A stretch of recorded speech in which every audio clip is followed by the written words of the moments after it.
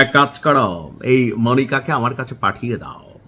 শুনছি রাশিয়ার মাল নাকি ভালো হয়। এই রোজা রমজানের দিন দেখো, আমাকে একটা ভিডিও বানাইতেই হইল। নতুন এই ছাপড়ি মাতারি সে কোথায় থেকে আসছে?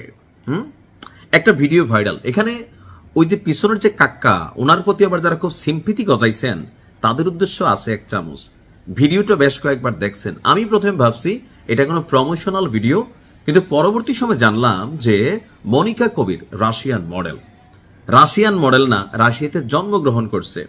তো বাংলাদেশে এসে বাঙালি তো সুন্দর সাদা চামড়া দেখলে ভিতরে লালা ঝরে। ওই যে শফিউজের কইছিল না, লালা ঝরে, লালা ভেতরে লালা, ওই লালা কিন্তু ঝরে। যার কারণে মনিকা কবির রাতারাতি ভাইরাল বাংলাদেশে।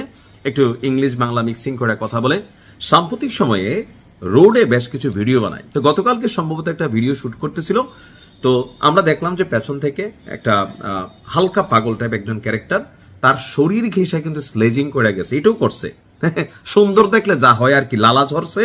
আর লালার ঠেলায় কাকা জাওনের কথা ছিল ডাইনে, যাইয়া পড়ছে বামে।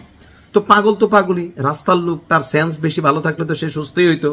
আমাদের অনেক আপারা বলতেছেন রাস্তাঘাটে আছে কিছু বেয়াদব আছে যারা নারীদেরকে দেখতে গা ঘেঁষে দাঁড়াইতে চায়, বাসে ভিড়ে শরীরে হাত দিতে চায়। এগুলো আছে, এগুলোর জন্ম কোথায় আমার মাঝে মাঝে নিজেরও সন্দেহ হয়।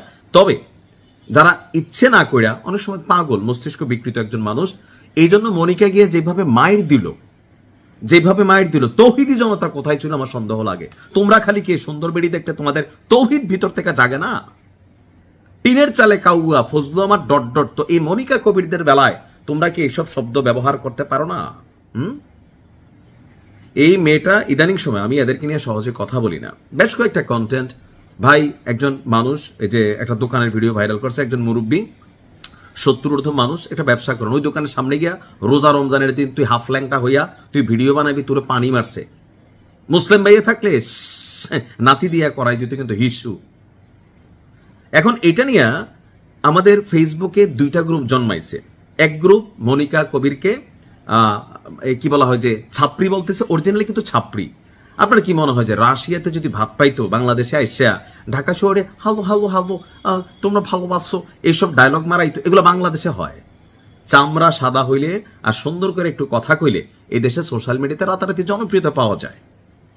এখন এই মেয়ে তার লাইফস্টাইল ফ্যাশন সংক্রান্ত যে ভিডিওগুলো বানায়, অধিকাংশই হচ্ছে আপনার বিতর্কিত। অর্থাৎ একটা ভেজালে গিয়া মানুষের পায়ে পা দিয়া পুরুষদের চরিত্র সে সামনে আনার চেষ্টা করতেছে। বাবা তুই সুশীল ক্লাসে যা, তুই রাস্তাঘাটে বন্ড ফকির, তারপরে হচ্ছে কি রাস্তার ফুটপাতের ব্যবসায়ী মালখোর, ওদের কাছে গিয়া মানে কি বুঝাইতে চায়?